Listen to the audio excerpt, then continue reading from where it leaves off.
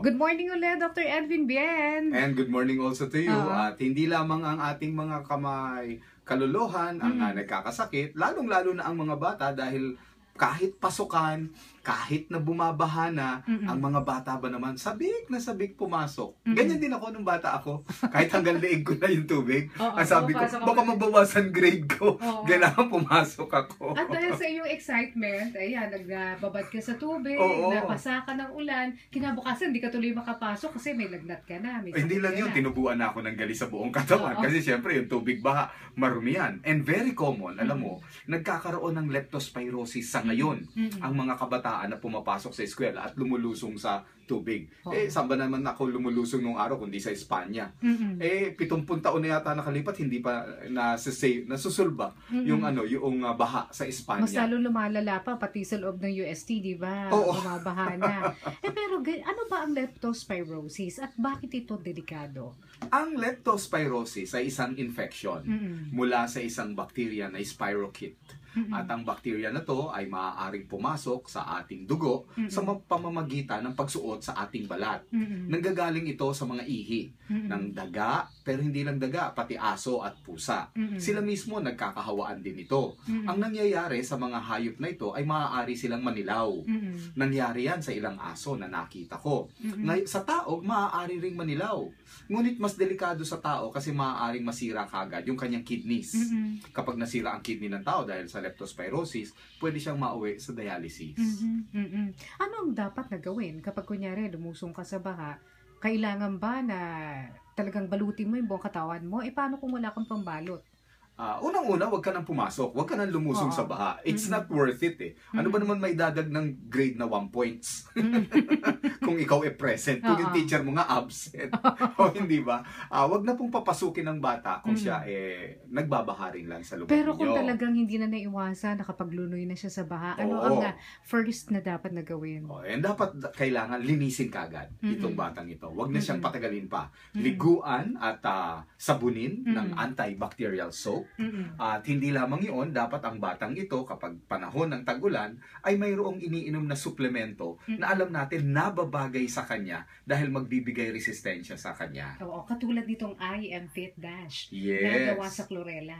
Bagay na bagay ito dahil alam mo ang chlorella ay isang suplemento na talagang nababagay sa mga bata dahil naglalaman ito ng mga nutrients na in fact hindi lang makakatulong sa immune system niya, it will also help grow yung para sa bata. Ibig sabihin makakatulong dun sa kanyang paglaki. Paglaki, pagtangkad, pagsarap ng pagkain, pagsarap ng pagtulog, at pagtalas ng memorya. Pagtalas ng memorya para hindi siya kakamot-kamot ng ulo. At marami pang iba. Alam naman natin ang mga bata ngayon, hindi po mahilig kumain ng gulay yan eh. Ang mga bata, ang baon yan puro hotdog. Nung bata ako, ang baon ko mantikilya. Siyempre wala namang masyadong mga sustansya. Sabi kasi may pampatangkad yung mantikilya. Para hindi naman. So, hindi pala totoo yun, Aywan ko, pero hindi naman ako lumaki. Nagpururot ka lang. Kulang na lang, ibigote ko yung mantikilya. Nakikita nila yung palaman ng ating pinapay, puro mantikilya. Nagmamantika na yung buong nguso ko. Pero ang chlorella, napatunayan scientifically. Yun ang kagandahan doon. It is a science-based research that they made a claim na ang chlorella mula sa halamang dagat o halamang tubig ay naglalaman ng certain nutrients, growth factor that they call it, na kapag ibinigay natin sa bata, yung CGF o Chlorella Growth Factor ay tutulong para sa kanyang masarap na pagkain, masarap na pagtulog, matalas na memorya, ganun na rin ang proteksyon ng kanyang katawan at pagtaas ng immune system at maaaring tumangkad pa. Alam mo, ang nakakatuwa nga, no, kahit na mga nasa 20s na, may pag-asa pa pala na tumangkad, pagkatas matulungan nga yung pagtalos ng memorya nila, lalo na yung mga college students na hirap sa kanilang pag-aaral kasi nga palaging puyat.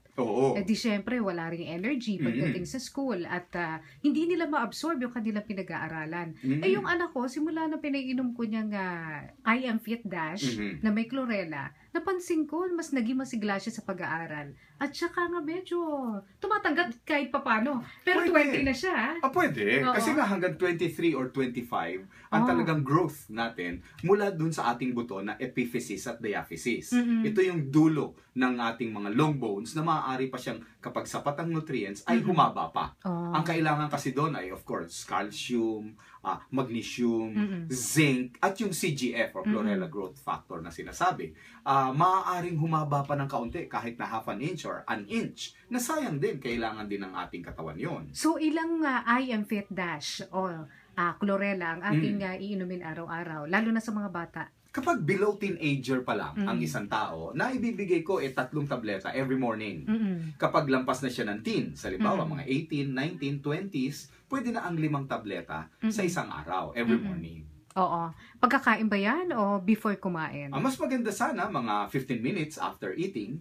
O kaya kung talagang gusto po ninyo na ganahan sa pagkain, just before eating, pwede po ninyo bigyan. Pwede na. Hindi nakakasakit ito ng tiyan. Ay no, ito ay gawa mula sa halaman, no? At itong halaman na to ay very safe. In fact, yun ang kagandahan nga dahil ang Taiwan talaga kung saan nanggagaling itong chlorella has been in the research of this for more than 80 years, I believe, no? 80? 80 years. Bakit ngayon lang dumating sa atin yung I Am Fit Dash na yan?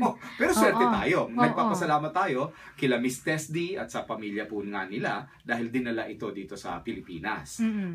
Alam mo, ang chlorella sa Taiwan is an industry already and they're supplying the whole world. And in fact, napatunayan nila na yan ang ginagamit ng mga astronaut sa paglipad nila sa outer space. Dahil, totoo. Napanood ko nga sa Discovery Channel kahapon lang. Talaga? Oo. Nanood ka? Na isa yung chlorella sa kanilang kinakain o iniinom kasi nga pampalakas ng kanilang immune system. That is right. Dahil ang katawan natin, kahit astronaut ka man o hindi, ay hindi pwedeng ang iinumin mo lang ay mga ordinaryong bitamina. Kailangan mayroon ka ring suplemento na nanggagaling sa halaman.